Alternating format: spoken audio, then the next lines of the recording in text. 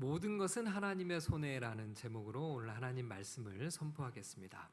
오늘 말씀 가운데 큰 은혜가 우리 모두에게 부어지기를 주님의 이름으로 축복합니다. 성경은 우리의 영적인 눈을 뜨게 만들어줍니다. 영적인 눈을 뜬다는 것은 무슨 말씀일까요? 이 세상은 우리 눈에 보이는 현상이 전부가 아니라는 것을 알게 되는 것이죠.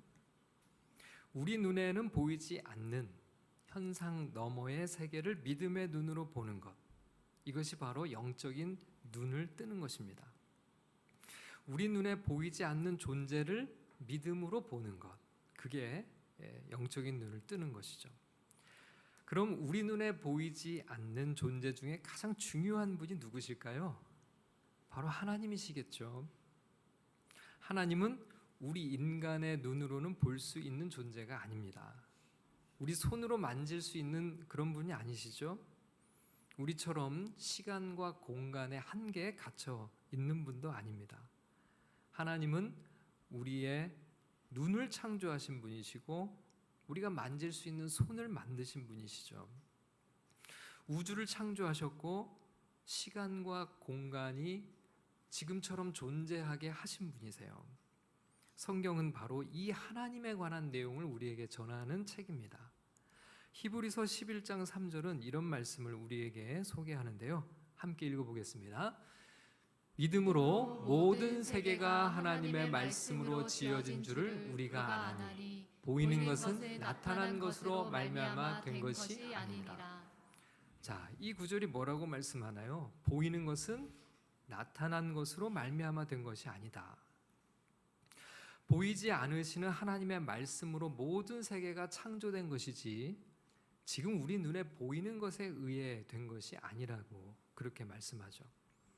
성경은 우리 인간의 삶을 존재하게 하신 분이 하나님이시다라고 분명하게 말씀하세요. 우연히 존재하게 된 것이 아니라는 거죠. 인간은 우리를 존재하게 하신 하나님 안에 있을 때 가장 인간답고 행복한 삶을 살 수 있습니다. 이것이 성경의 증언이에요.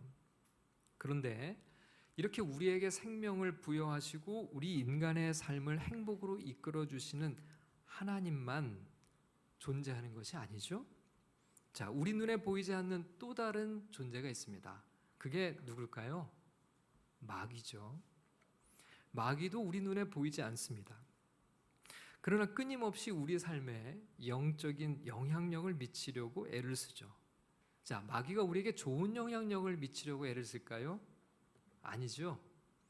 인간을 파멸과 죽음으로 몰아넣는 그 일에 혈안이 되어 있는 존재, 그가 바로 마귀입니다. 베드로전서 5장 8절 말씀 우리 함께 읽겠습니다. 근신하라 깨어라 너희 대적 마귀가 우는 사자같이 두루다니며 삼킬 자를 찾나니. 여러분은 마귀라는 존재가 있다는 것을 믿으시나요? 만약 그걸 믿지 않는다면 성경을 믿지 않는 것이죠. 우리 눈에 보이는 것이 전부라고 여기는 사람은 이런 영적인 존재를 잘 인정하려 들지 않습니다. 그러나 성경은 분명하게 마귀의 존재에 대해서 말씀하고 있어요. 악한 영의 도전에 넘어지지 않게 늘 깨어 있으라 그렇게 말씀하여. 자, 에베소서 6장 12절 말씀도 같이 읽어보겠습니다. 시작. 우리의 씨름은 혈과 육을 상대하는 것이 아니요 통치자들과 권세들과 이 어둠의 주관자들과 하늘에 있는 악의 영들을 상대함이라. 자, 우리의 싸움은 혈과 육, 즉 우리 눈에 보이는 것을 상대하는 것이 아니다라고 했어요. 눈에 보이는 것이 전부라고 생각하면 여러분 이 싸움을 이길 수 없습니다. 상대가 누군지 모르고 어떻게 싸우고 싸움을 이길 수 있겠어요? 성경은 우리가 싸워야 할 대상이 누군지를 정확하게 이야기를 해줘요. 악의 영, 악의 영들이라고 분명하게 말씀하죠. 우리가 상대해야 할 존재는 바로 악의 영들입니다. 악의 영도 우리 눈에는 보이질 않죠? 자, 여기에 우리 싸움의 본질이 자리 잡고 있어요. 성경은 계속해서 이것을 우리에게 강조합니다. 보이는 것에 매몰되지 말아라. 그게 전부가 아니다. 보이지 않는 하나님을 믿고 섬기고 따르라. 그분은 너희를 생명으로 인도하신다. 보이지 않는 악의 영들을 대적하라. 그 악한 영들은 너희를 파멸로 이끌 것이다. 성경이 우리에게 반복적으로 보여주는 진리가 바로 이것입니다. 예수님께서도 우리에게 기도를 가르쳐 주시면서 날마다 이렇게 기도하라고 하셨어요. 우리를 시험에 들게 하지 마시옵고 다만 어떻게 해요? 악에서 구하시옵소서. 여러분, 악한 영의 미혹에 넘어지지 않도록 하나님께 보호해 달라는 그런 기도를 우리는 매일 해야 된다고 예수님이 기도를 가르쳐 주셨어요. 오늘 우리가 읽은 사사기 말씀도 이런 관점에서 접근해 볼 수 있습니다. 이스라엘 백성들이 가나안 왕 야빈의 압제에 시달리고 있었어요. 물론 사사기 4장 3절 본문 말씀, 사사기 4장 3절 말씀을 함께 읽어보겠습니다. 시작. 야빈 왕은 철병거 900대가 있어 20년 동안 이스라엘 자손을 심히 학대했으므로 이스라엘 자손이 여호와께 부르짖었더라. 자, 이 구절만 보면 이스라엘이 가나안 야빈 왕에게 심한 학대를 당한 이유를 뭐라고 생각할 수 있을까요? 야빈 왕이 그 당시에 가장 강력한 무기라고 할 수 있는 철병거 900대를 소유하고 있었다고 성경이 기록하죠. 그러니까 이런 강력한 무기 때문에 이스라엘이 군사적으로 상대하기 어려운 이 나라의 압제를 당하고 있다. 그렇게 생각할 수 있죠. 이스라엘이 군사적으로 상대하기 어려웠고 그 결과 20년 동안이나 압제를 당했다. 이렇게 생각하는 겁니다. 여러분, 이것이 바로 눈에 보이는 이유죠. 표면적으로는 분명히 그렇게 보입니다. 야빈왕은 너무 강했고 이스라엘은 너무 약했어요. 자, 그런데 성경은 이것이 이스라엘이 20년 동안이나 야빈 왕에게 심한 학대를 당한 진짜 이유가 아니라고 말씀해요. 그럼 성경이 말씀하는 진짜 이유는 뭘까요? 1절 말씀을 같이 읽겠습니다. 시작. 에훗이 죽으니 이스라엘 자손이 또 여호와의 목전에 악을 행하매. 성경은 이스라엘 자손이 또 여호와의 목전에 악을 행했다고 기록하죠. 자, 이들이 행한 악이 뭘까요? 이스라엘 백성들이 하나님을 버리고 가나안의 우상들을 섬긴 것입니다. 구약 성경을 보면 늘 반복되는 이스라엘 백성들의 죄악의 패턴이 바로 이거죠. 그러면 이스라엘이 범한 이런 악의 배후에 누가 있을까요? 자, 우리가 읽은 구절에는 명시적으로 언급되어 있지는 않아요. 그러나 여러분, 영적인 눈을 뜨고 보면 그걸 발견할 수 있습니다. 표면적으로는 이스라엘 백성들이 자신들의 탐욕 때문에 의지적으로 저지른 악처럼 보이죠. 근데 여러분, 그게 전부는 아니라는 거예요. 그 배후에 누가 있을까요? 마귀라는 존재가 있죠. 여러분, 마귀는 에덴 동산에서 뱀의 모습으로 하와를 미혹했습니다. 그 동일한 마귀는 끊임없이 이스라엘 백성들이 하나님에게서 멀어지도록 미혹하고 있었어요. 이스라엘이 마귀의 미혹에 넘어가서 또다시 여호와의 목전에 악을 행한 것이죠. 이렇게 악한 영의 역사를 이해하지 못하면 이스라엘 백성들은 왜 맨날 이 모양일까라고 그들을 정죄하기 쉬워요. 근데 여러분, 그렇지 않습니다. 비단 이스라엘 백성들만의 문제가 아니에요. 그들을 넘어뜨렸던 악한 영은 지금 누구를 넘어뜨리기 위해 힘을 쓰고 있을까요? 바로 우리겠죠. 여러분, 마귀는 하나도 변하지 않았습니다.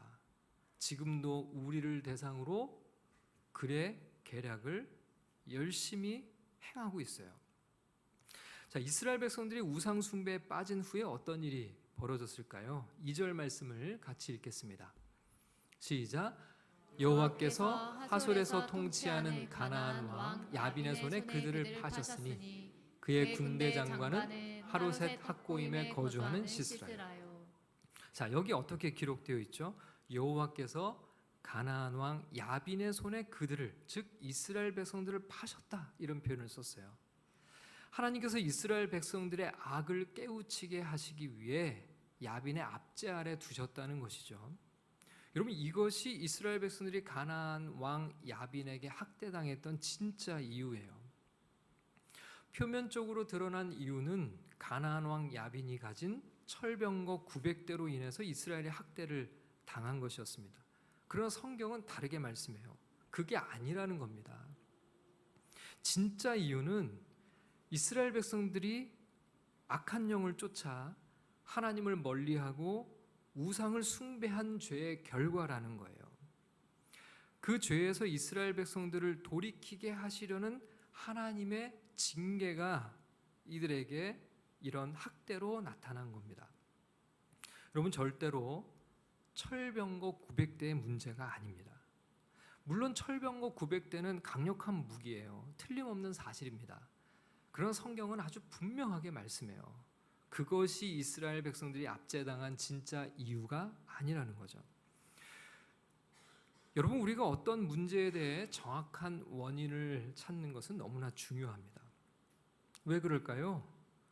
문제의 진단을 바로 해야 바른 처방을 할 수 있기 때문에 그렇죠.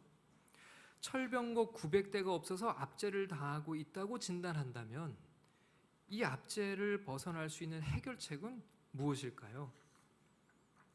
아마 이스라엘은 더 강력한 철병거를 만들어내는 것이겠죠.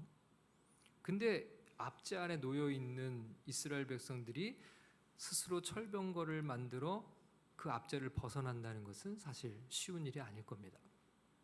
자, 그럼 철병거를 가진 다른 강한 나라의 도움을 받아야 하니 이 주변 나라에 읍소하며 눈치를 살펴야 할 거예요. 아니면 야빈 왕의 선처를 구걸해야 하겠죠.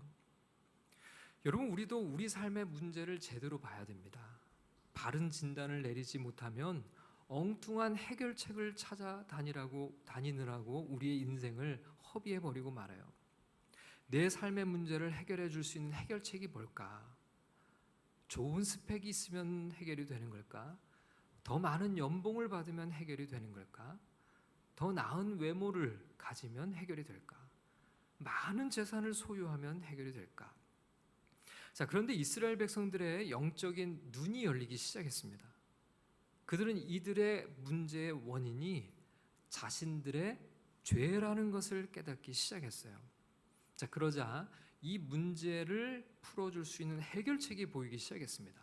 여러분, 3절 말씀을 다시 한번 읽어보겠습니다. 3절입니다. 시작.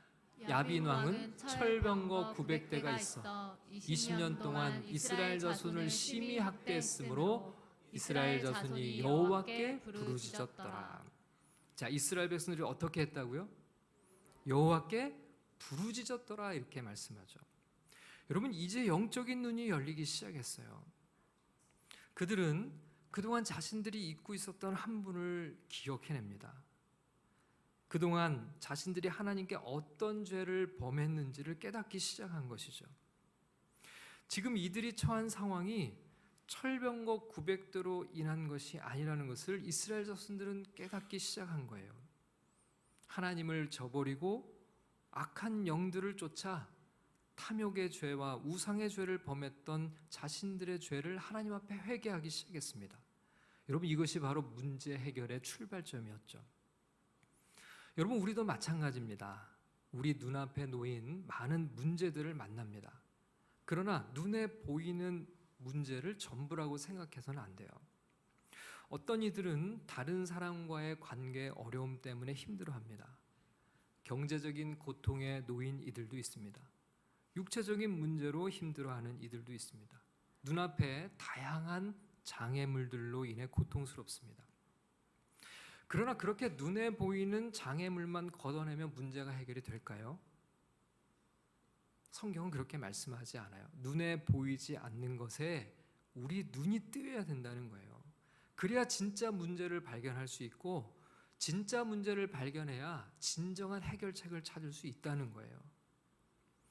이스라엘 백성들은 20년 만에야 그걸 발견할 수 있었어요. 무려 20년이라는 시간을 고통당한 뒤에야 비로소 여호와께 부르짖기 시작했습니다. 자신들의 죄를 깨닫고 회개하기 시작한 것이죠. 자, 그러자 드디어 구원의 문이 열렸습니다. 하나님께서 드보라라는 여선지자를 통해 말씀을 한 구절 주시는데요. 자, 그 말씀이 6절에 기록되어 있습니다. 6절 말씀 같이 읽겠습니다.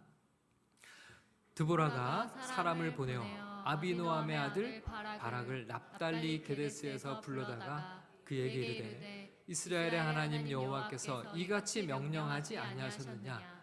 너는 납달리 자손과 스불론 자손 10,000명을 거느리고 다볼산으로 가라. 자, 여선지자 드보라에게 하나님이 말씀을 주시길 바락이라는 사람을 부르라고 하세요.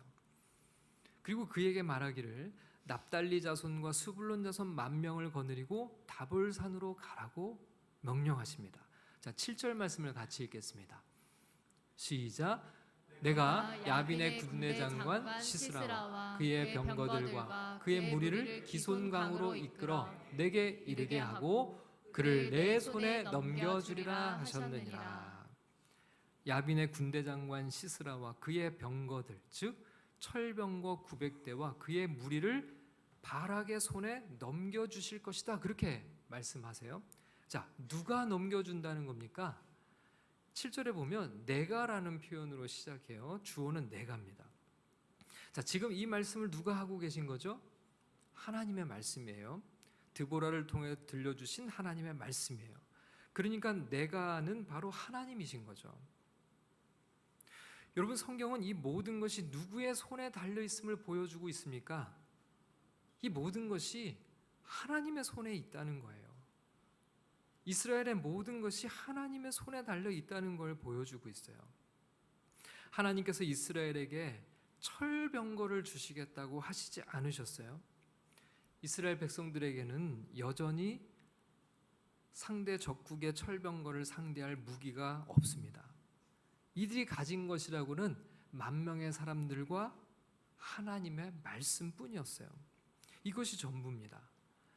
900대의 철병거와 그 군대 앞에서 10,000명의 사람들은 정말 보잘것없는 그런 모습입니다.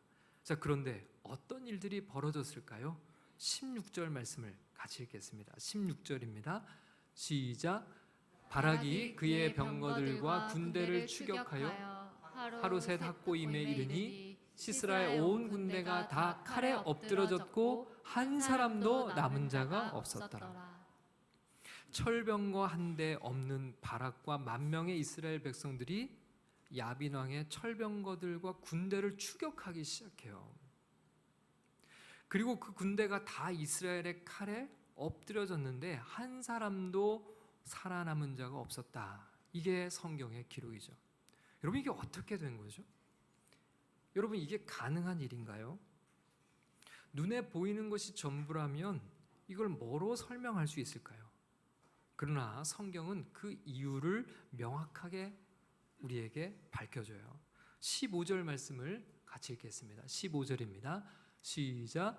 여호와께서 바락 앞에서 시스라와 그의 모든 병거와 그의 온 군대를 칼날로 혼란에 빠지게 하심에 시스라가 병거에서 내려 걸어서 도망한지라. 여기 보면 누가 이 전쟁을 이끌고 계신지가 아주 명확하게 표현되어 있습니다. 자, 15절은 주어가 누구로 되어 있어요? 여호와께서 그랬어요.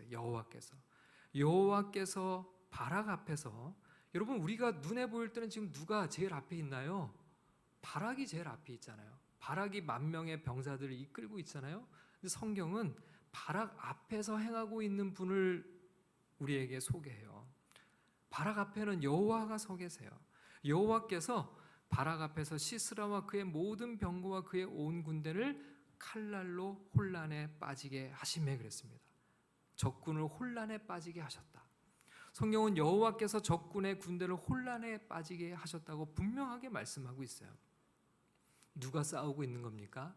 하나님, 여호와 하나님이 싸우고 있는 거죠.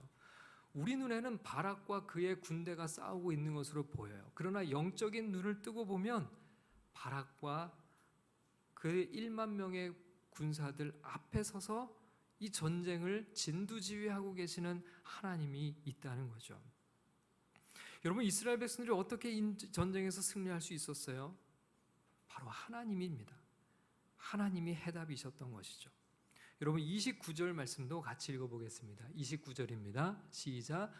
이와 같이 이날에 하나님이 가나안 왕 야빈을 이스라엘 자손 앞에 굴복하게 하신지라.